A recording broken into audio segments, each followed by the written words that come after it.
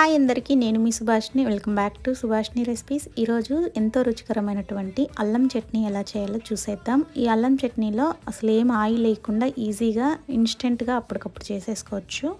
ఈ విధంగా నేను ముందుగా 4-5 తొడాలు అయినటువంటి ఎండుమిర్చి వేసుకున్నాను. అదేవిధంగా 2 ఉల్లిపాయలు, కొంచెం అల్లం ముక్క అయితే తీసుకుని ఈ విధంగా నీట్గా పీల్ చేసుకొని మీడియం సైజు ముక్కలుగా అయితే మిక్సీ జార్లో అయితే వేసుకోవాల్సి ఉంటుంది. అదేవిధంగా రుచికి సరిపడా సాల్ట్ వేసుకోవాలి.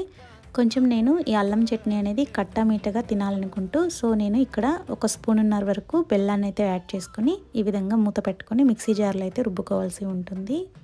అంతే అండి, ఎంతో ఈజీగా సింపుల్గా ఉండేటటువంటి అల్లం చట్నీ అయితే రెడీ అయిపోయింది. ఇది ఇడ్లీలలో, దోశల్లో, బోండాల్లో దేంట్లో తీసుకున్నా చాలా బాగుంటుంది. ఇంకెందుకు లేటు, మీరు కూడా తప్పకుండా ట్రై చేసి చూడండి. మీకు ఎలా అనిపించింది ఏంటని తప్పకుండా కామెంట్ చేయండి. మరెన్నో రెసిపీస్ కోసం మన ఛానల్ని ఇప్పుడే చూడగలరు. Thank you for watching. మరో చక్కటి వీడియోతో మీ ముందు